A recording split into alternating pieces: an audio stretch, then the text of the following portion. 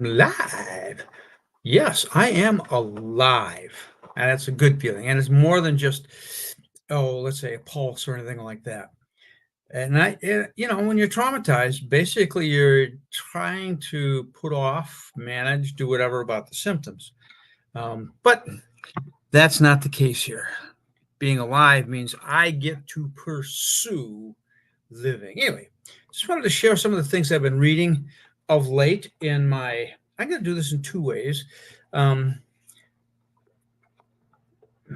I'll say here, braiding sweetgrass. This is more of a spiritual exploration for me. And part of that is because in my trauma healing, I had to really deconstruct what my faith was. And wow, how liberating. It was, man, some of my best, one of my better choices ever. But I like this particular version of the book, and the reason why, because it's made for young adults. And it's called Braiding Sweetgrass by Robin Wall Kimmerer. But she asks questions through here, which are really, really fascinating. It's got some interesting illustrations. I don't think that might be in the other book. But it talks about a lot of the practice of indigenous people, which reflects on some of my experiences, but the wisdom that is in it. So this is sort of my spiritual read of late. Yeah. And this book, interestingly enough, is rather old. Interestingly enough, when he is writing in this book, he says some recent studies, and I'm looking at the dates on there, 40s and 50s. Okay. I think the book here was published in 98. I could find it. Anyway, if you want to learn more about your emotions, this is a good one. I'm going to follow this one up with another one called How Emotions Are Made by Lisa Feldman Barrett. But this is a great book, covers some of the theory of what emotions are. And it's fascinating to know that kind of stuff. But really, if you want to know your emotions, get some mixed emotions cards. I still have several of these. And the reason being is because I use them, I wear them out. And I have used these extensively for now a number of years, mixed-emotions.com. If you need to learn your emotions, that is a great tool. All kinds of ways to use it on the website. And that's really a lot of cool stuff. Anyway, if you're approaching your elder years, you might be dealing with this. This is such an important, and I see posts on LinkedIn here, and that speak to this issue. What happens to the elderly? Did you ever give a thought to that? What happens when they get divorced? Years ago, I learned that the divorce rates tend to fall in particular years. The first one was the first year, I think. The second one was the fifth year. And the third one was in the 25th year. So you're approaching closer to mid or late life. And so that becomes an issue. Now, if you're not healed, this could be an issue anyway. You could be in a huge crowd of people and still be feeling lonely. Anyway, this is a good book. And it talks about this particular issue. In England, they now have a minister of loneliness. And now that I'm thinking about it, I don't know, but I'm going to think that most of the people who are elderly, who are dealing with this issue, are probably not the young people. And it makes me wonder if suicide rates reflect this. Dying young could reflect this. And I remember that years ago, back in the 80s, hearing that after men retire, they're expected to live 2 to 5 years. Because what happens? One day you're going to work and the next day you're not. Are you going out with your friends to go fishing? Are you going down to a book reading club? Are you going down to play pickleball? It wouldn't have been pickleball then. But those are the kinds of things that don't happen. So you end up sitting out on the front porch, even though it's a sunny, beautiful day. What are you doing? You're dying. No, not for this boy. Anyway, and because of that, so if you're helping people at all, know this subject. If you've had any loss in your life, know this subject. And I'll tell you why. It's important to grieve things when they happen, because storing it up for later, you can get through it, but it's a bummer. Kind of my experience in 2019, from April through December, really. And then we entered, the pandemic, cool. So, yeah, maybe not the best suggestion in the world. And so, anyway, no, and these guys have got some good stuff in there about things you can do to learn your own life, to be in touch with that. So, potentially, if you're going to grieve it, now I've got 2 new books I'm working on that were prompted by that. Now, I also have my Kindle. And right now in my Kindle, I am reading Peter Levine's Trauma and Memory, which is a good read. It's interesting because it fits together with the Plutchik book quite well, because we have emotional memory and we have procedural memory, and those are both implicit. And then we have the declarative memory, which has episodic and declarative, and that's kind of what you would expect that to be. The implicit stuff is more about this is the way life is.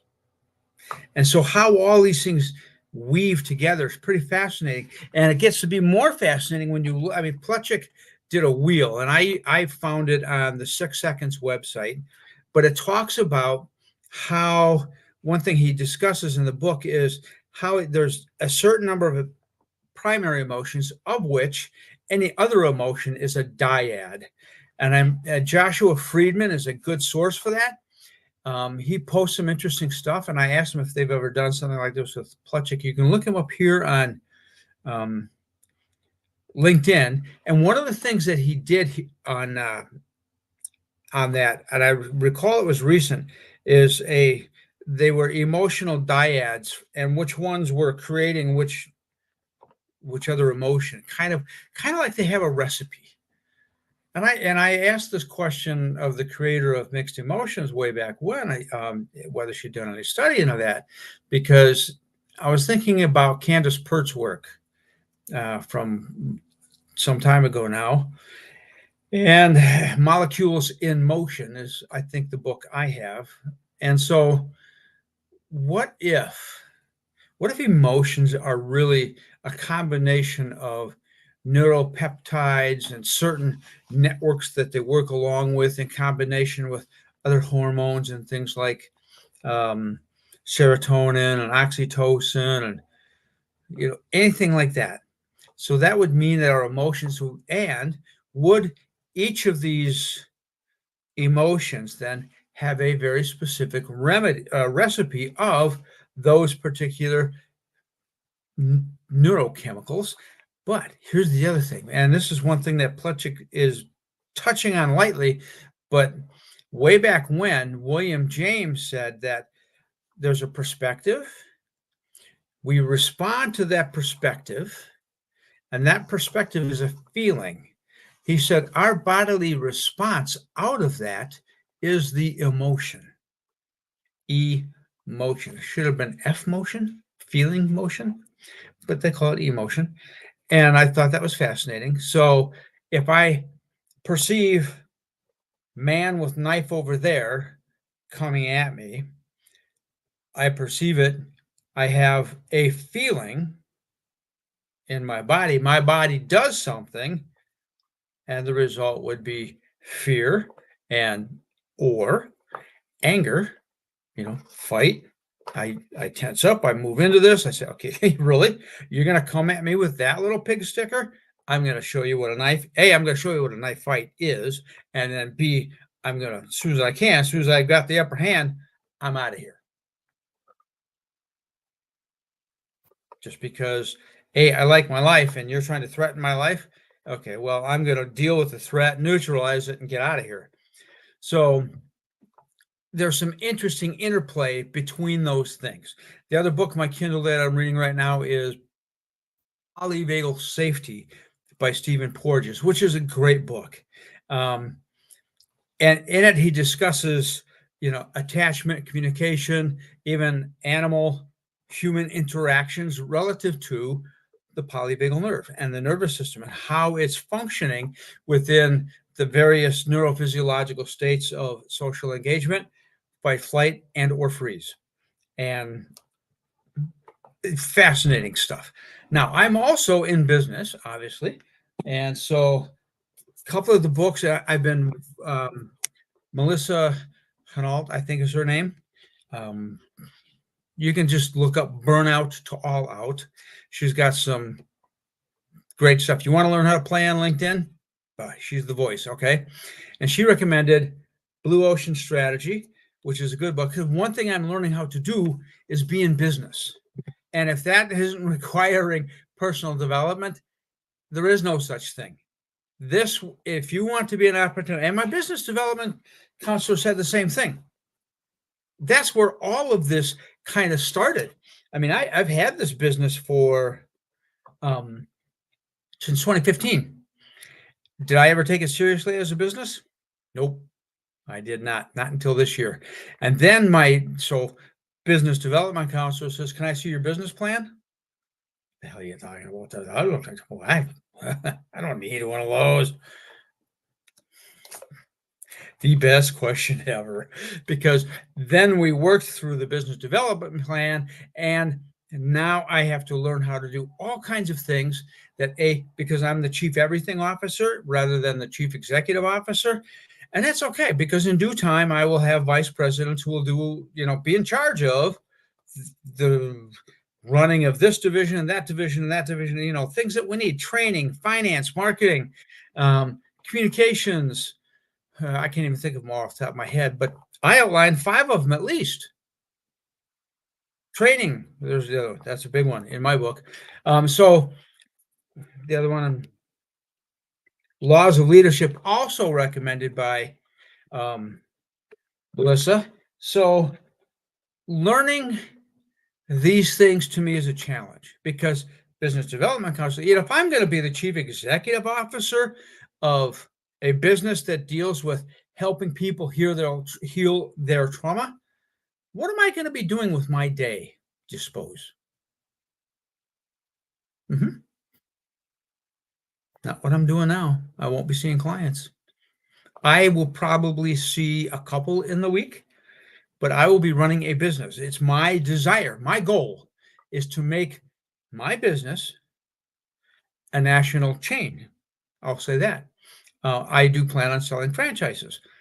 So I'm going to be the McDonald's of trauma healing, meaning that my goal right now is at least one franchise in every state, which means that person will go through my program, will go through the training program, and boom, they will be set up wherever they live to do that business. They will not have to worry about the advertising. So, franchise type of stuff, it's FOCO. So I will drive a lot of that from this seat. And so the vice presidents will be involved with that, and marketing, and however, the key thing here, and I learned this reading E-Myth Revisited, which my business counselor recommended right away, is the proprietary way I do things. And that's the Raise Your Resilience Toolbox program.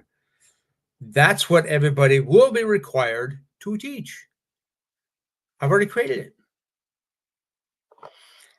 And okay, guess what? It is not a premium price program. And on my website, I say why that is so. I have a particular reason for doing this,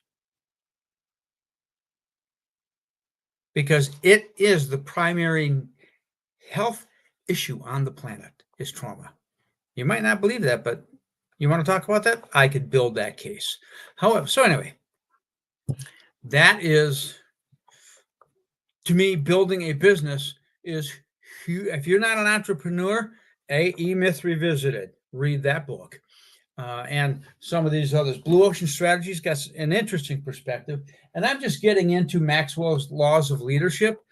But if you want to build a business, you will need to do that. You will have to know some of these things. Learn the platform that you're on, because LinkedIn, holy smoke, so much more different than Facebook. It's not funny. I don't know if that phrase is supposed to be funny or not, but it's just so different. I was treating them both the same. Oh, big mistake.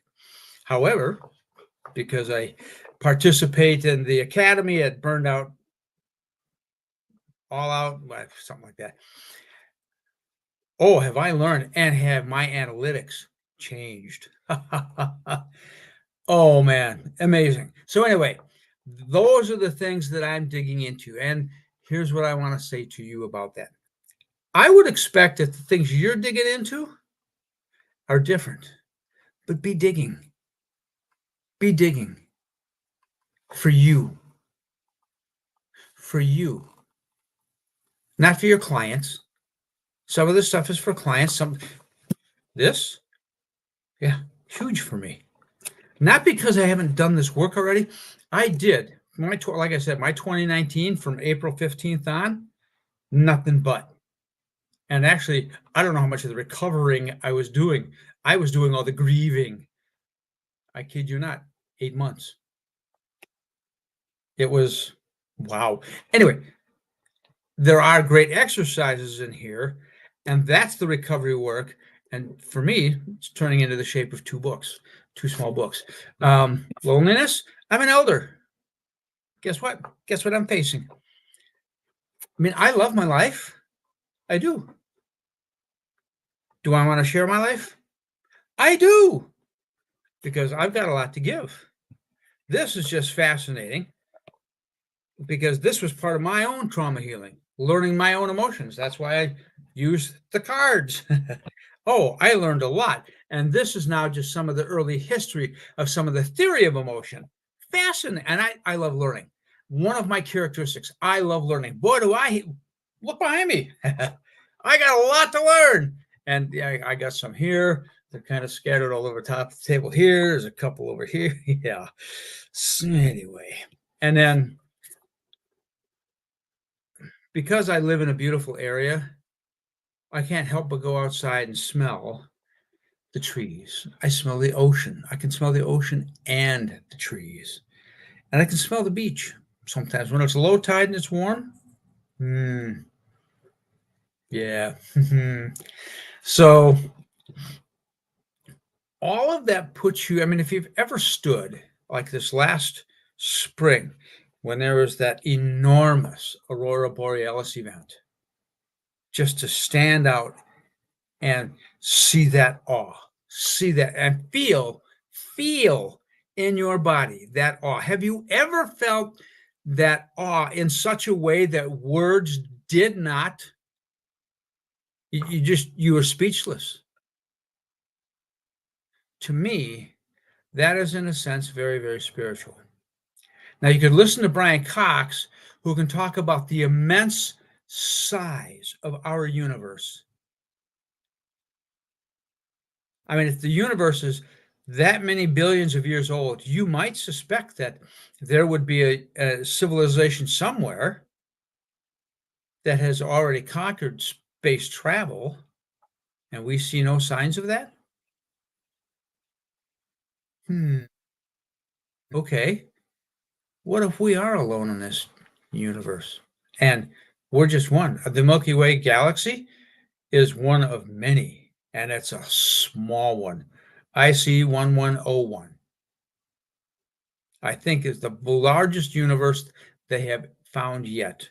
And it's the size comparison. It's great googly moogly types of numbers. But those are the kind of things that strike A, at loneliness, but B, what does life mean? Now, when you get to a certain place, I'm okay with having unknown stuff. That's cool. There's some things I do know. I know trauma healing pretty damn well. I should have said pretty Well, because I've spent 54,000 hours in the last 11 years, like with nothing else on my brain, I'm good at it. Simply put, I know a lot about it because I look into it, I read about it. All right.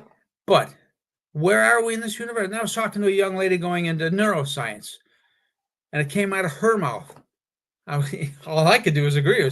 She said, I'm amazed at how much we don't know. Isn't that amazing? How much we don't know about our own beings. Really? Yeah.